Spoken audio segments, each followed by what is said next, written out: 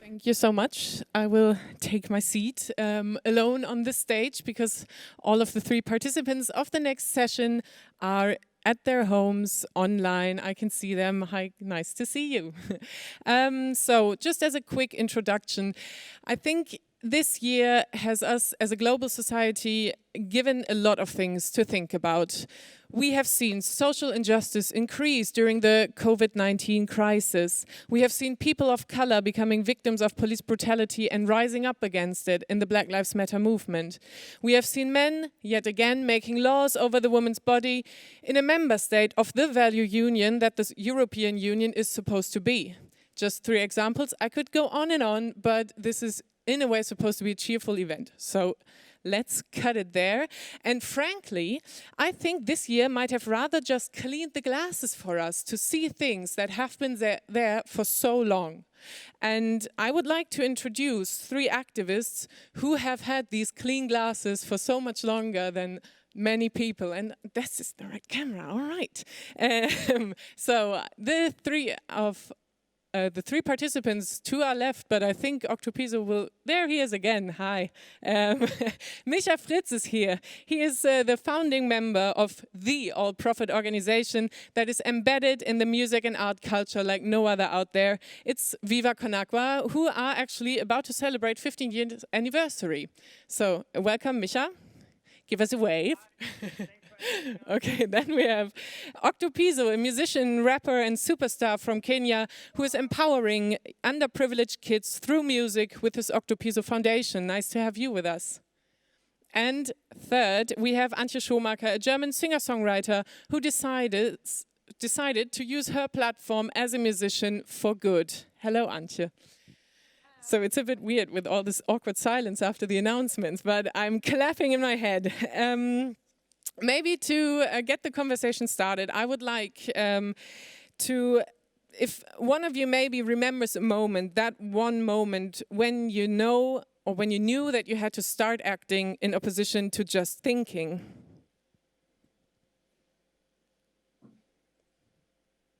I didn't have this moment. I was an activist since I was a kid. I think I started my first Green Team when I was 10 and demonstrated for the rainforest and everything when I was a kid. So this is nothing that I really decided to do. It's just something that I am. I am an activist. I was born like this. So I don't know if it was in my blood. I think so. There was not a moment when I realized I have to do something. It was just something I was doing because of my family. So Micha, did you have this kind of moment when you realized you want to change something? I think I have it every day again. I have it today, especially today, because of the US election and because of what's happening in the world right now on so many levels and layers. And I'm a really privileged guy from southern Germany, and I think I was in Germany. You call it Octo. You call it Vollidiot. I was a small, young, privileged Vollidiot like Honky Tonk or something like that. And I got socialized when I entered St. Pauli. When I started with Viva Con Agua because of the friendship with Benjamin, and the more I engaged, the more politicalized I got. And the more active I get. So, and the more people I'm allowed to meet, like Octo, Antje, and we can work together on so many projects to have an impact, the more I get radical in a way. So, yeah, I would say it like that. Octopiso, do you have a moment? Personally, I would say I didn't have a choice. I came came from a background where I needed to be like more into like community and impact than being an artist. So I started as a like a community-based organizer before I was a musician. Because of the community that I was growing in, we needed that really all the time from then until now, which was like since I was born, I guess. Okay, thanks. I think it's already super interesting what you said. Like, you didn't have a choice, really, whereas Antje and Misha, they had a choice. And that brings us to a topic that I would like to address first, because it's kind of the elephant in the room. It brings us, well, to the topic of called white saviorism, and I think that I have to go. I think that interestingly, in the title of this session, there is the word act, and acting can also have a different meaning. It can mean staging something, and I think we've all heard of this term of performative allyship that came up in the Black Lives Matter discussion quite frequently. So it's about using your privileges not to really support, but to rather reward yourself with likes or praise from your peer group, or with a good feeling of yourself. So the topic of white saviorism, Octopiso, to you first. In a previous talk with Misha on Instagram, you said that your foundation usually wouldn't cooperate with white initiatives. What is your main issue there? I'm personally very outspoken person, I think. I don't know how to be diplomatic. You don't like, be. And I feel like most of the time I've come across, different people. I've been a little bit lucky to be able to travel and meet different people from different parts of the world. My issue has always been when somebody comes to your community and for some reason he thinks he has the solutions just because one maybe is more educated than you. I think just because you've gone to a university in Berlin doesn't mean you actually have solutions for my lifestyle in Kibera, because you've never lived that life, you've never experienced. But we've been brought up in a society that we are not allowed to question these things, especially if this person is a donor. So most of the time, when this person is the person like maybe funding the project, the people that are working within the project just do what he says. They don't question. And I think that's the place where I came from and started doing my own organization, because I like to question things and I wanted to work with people who question things. And I wanted to work with people who will question me, because I'm a human being. I might not always get it right 100% all of the time, and I will never always get it right. But when you work with people who are coming from the West, who they assume, because the West has some systems that are working, when they come here and tell us, like, let's say, for example, I'm in Kibera, and we don't have toilets, we don't have washrooms. And for some reason, a white person from the West comes and say, we think the solution is to build you some toilet. Yet in 2015, you started collaborating with Viva Con Agua. What is it about the activism of Viva Con Agua?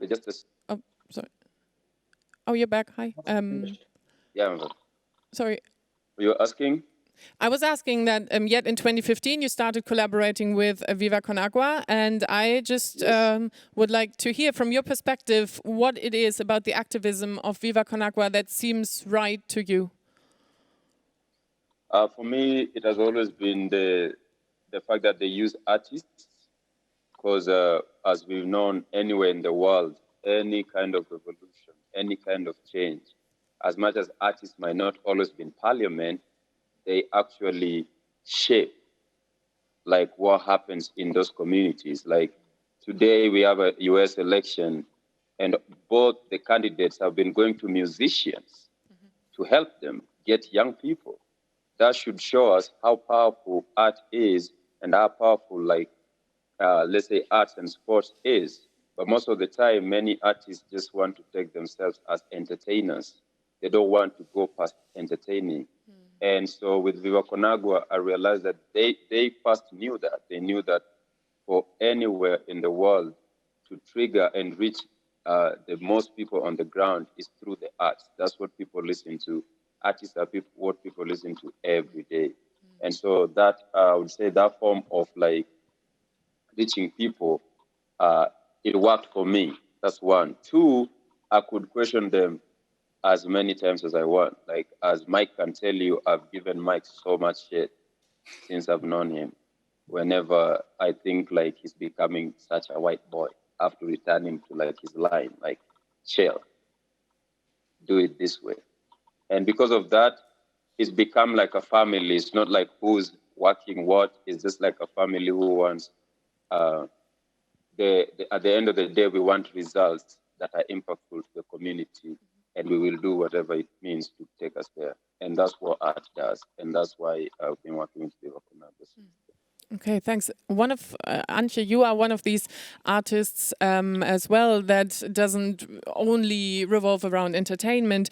And you have been to Ethiopia with Viva Con Agua, and according to yourself, you have learned quite a lot on this journey about white privilege and white saviorism. So please share those learnings that you would like to share with us.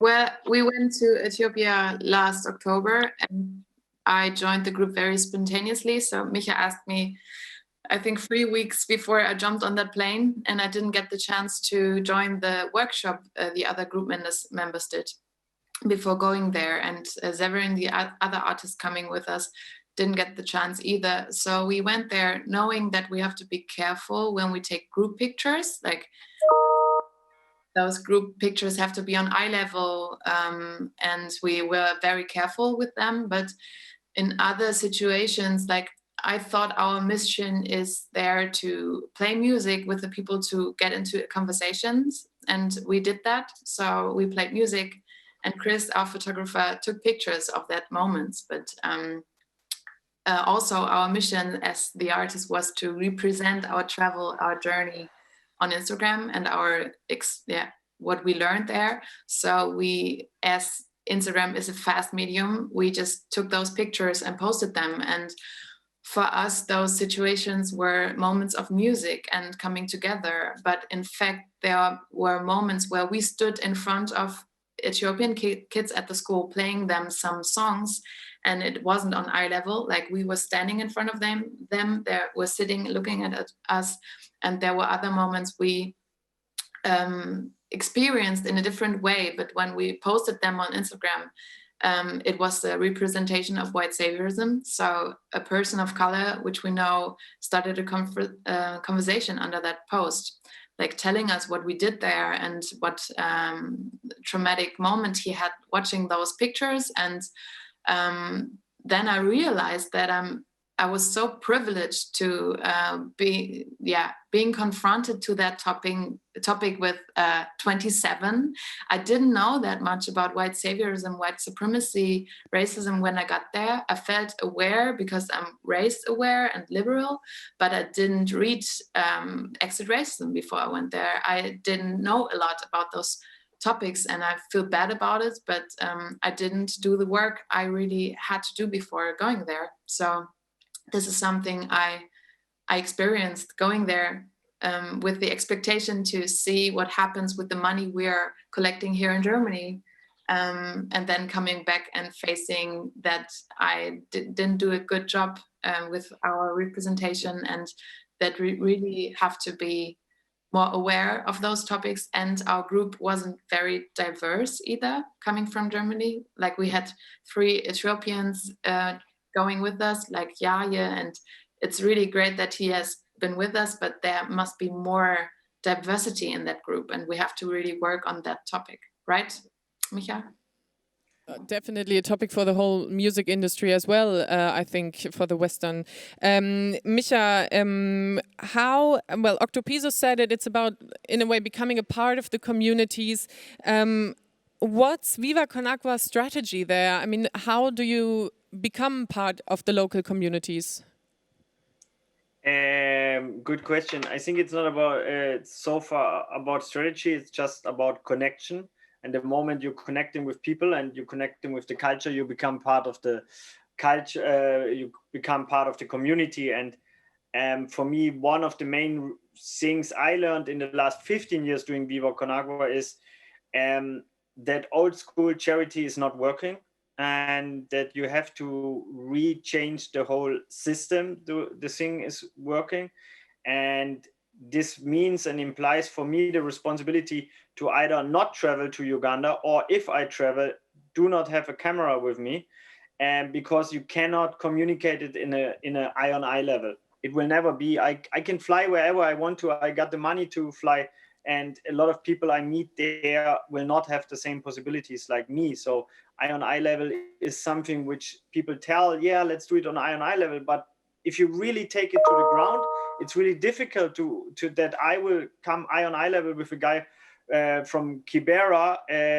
who hasn't got to school, or whatever challenges he has faced in life. So what I want to say, for me, the solution is Viva Con Agua Kibera, Viva Con Agua Uganda. It's becoming an Ugandan, it's becoming an Ethiopian NGO. It's not about us white folks having any solution, because we don't even have the solutions for our own problems. We Berlin-based people from the university, they should maybe skip one party at the Berghain and do their stuff in Berlin, their problems and their challenges, and there are enough. So, and not think about like going to Kibera. And if they go to Kibera, then try to learn something from Kibera people, and the other way around. So this is for me. And how is it going with this decentralized approach so far? Is it just something you just made up in a way, or, well, because as I heard, you've already started like local Viva Con Agua initiatives? Question mark. It's always flowing and happening. My little one is crying. Give me 1 second, sorry. Oh no. Okay. Okay, well, that's the fun of doing this from. Oh, there you are. Hi. Give us a wave. You're on stream. Hi. Du bist im Fernsehen. Quasi. And the Opa too. Yes. Actually, it started with itself, you know, like the same way like Octo is telling me, hey, let's start Viva Con Agua Kenya. The same way it happened with Uganda. Norbert, the founder of Viva Con Agua Uganda, did an internship in Germany and saw what the potatoes, the Muzungus, were doing for Uganda. So he went back and started Viva Con Agua in Uganda. It's not about us, you know, it's about everybody who lives all over the world, I think, want to support positive movements and start something. We just have, if we have the keys sometimes, and privileged people have more keys to doors, then we have to share the keys and show them sometimes the door. And that's only our responsibility. But the people want to do their own projects. It's not, you know, there are so many talented people. And if you go on the African continent, I mean, Octo knows much better than me, but Ugandan people, they are, I think, how many, 60% are beneath 15 years old? They are much more potential on a creative level than we have. They all can dance. I got no dancing skills. Octo knows. Yeah, let's give the word to Octopiso. Talking about your foundation, you use music as a tool to empower young underprivileged kids. How does music as an empowerment tool for youth work? How did you discover it? Maybe how does it work for yourself as well, or how did it work for yourself in your early days? So I would say for me, I realized like music was bringing people together. Where music was the way that I met so many people, and music also was the way of bringing also enemies together. There was always music in any certain arrangement, whether it's a wedding, it's a funeral, it's a baby being born, it's war, it's peace. There's always music, like there's war songs, there's peace songs. But the one that people know of is the music of like television, like pop, like dancing and fashion. Yet music could do so much. And this is where the idea of me starting impact-oriented program on music started. So when we started, it was just dancers, graffiti artists, and musicians. And what we did is that those who are already like a little bit older and understand music better were nurturing the younger ones, and so that we can become a bigger community and keep sharing and keep doing stuff in the community. But 2 years ago, I went back to school, to university, and studied social impact strategy, because I wanted to understand also how the rest of the world evaluate like impact. Because in the last like 1 or 2 years too, there's been a lot of the word impact thrown everywhere, especially with like charity organizations. But when you go back to the ground, there was no impact. You know, people were just doing stuff and writing reports and sending reports. But when you go down to those communities, these like projects are only like good on paper, but not on the ground. And so social impact strategy is that we actually go to the ground and check like, okay, last year we did this project. How many people were affected, or how many people were reached, or how many people were impacted by this project, and in what way? Impact doesn't always mean positive, which is very important that people should know. People think the word impact is a positive word. No, impact is just impact, it's just a word. There's positive and there's negative.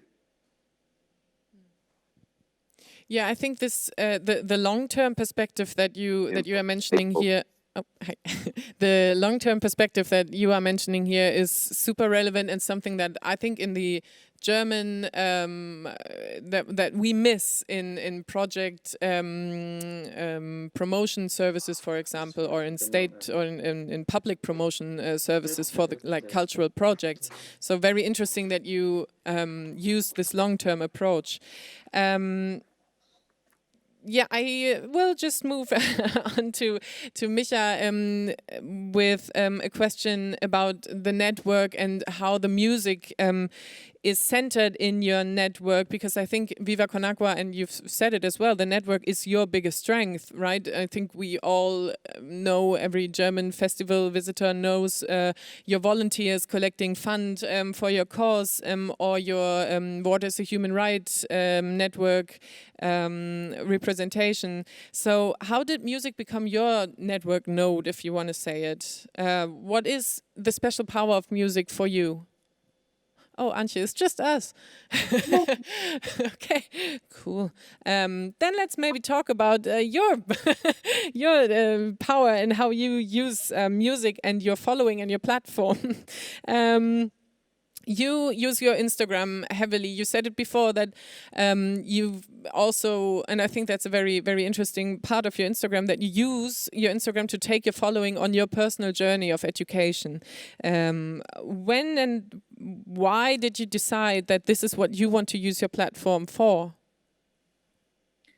Yeah, well, as I said earlier, it's not a decision that I do that. It wasn't a decision that I'm being active or using this platform for political reasons or to educate or to show my own journey of education. It's just something that happened because I am who I am.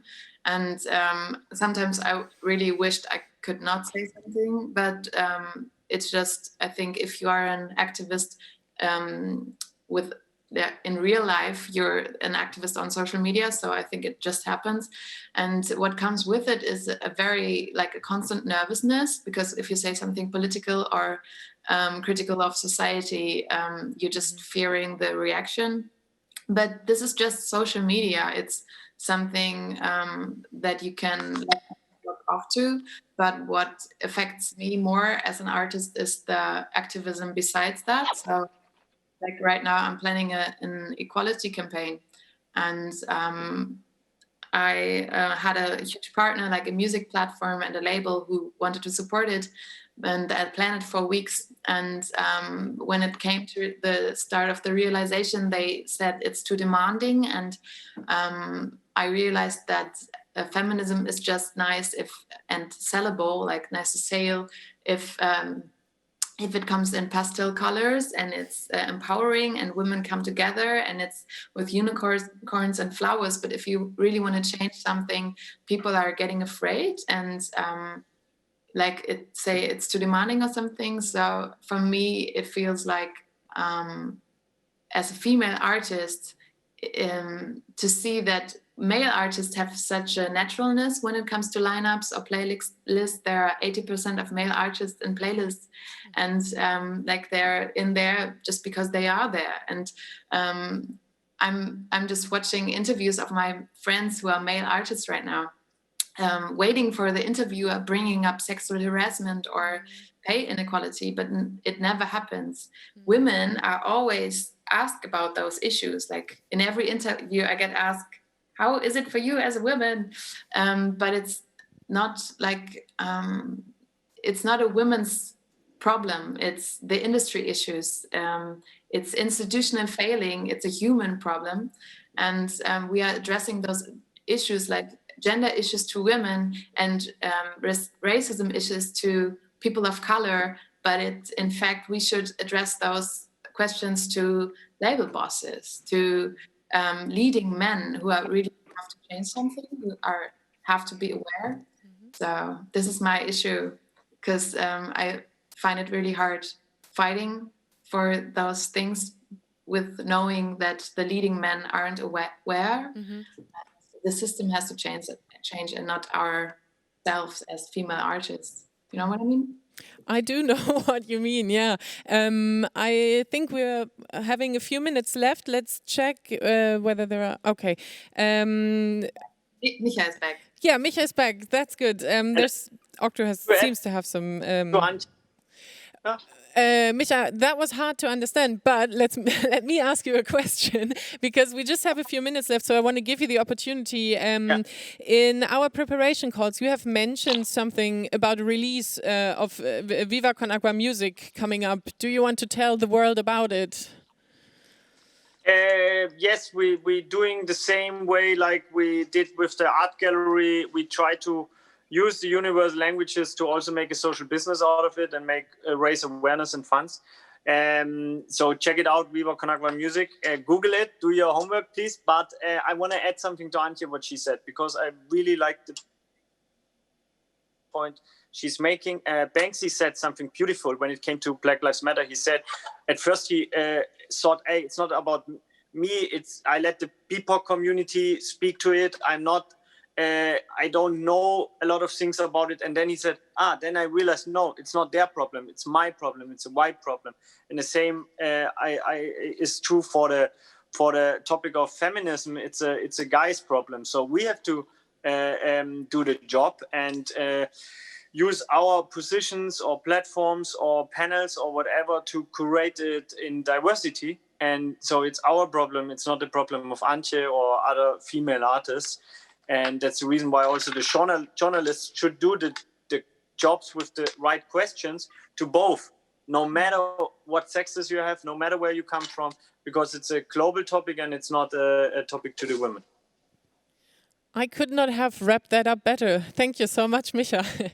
Thank you as well, Antje and Octopiso, for participating and for sharing your perspectives with us. I know that the topic is very sensitive and the topic is also very personal, the experiences we make. So thank you so much for your insights and your perspectives.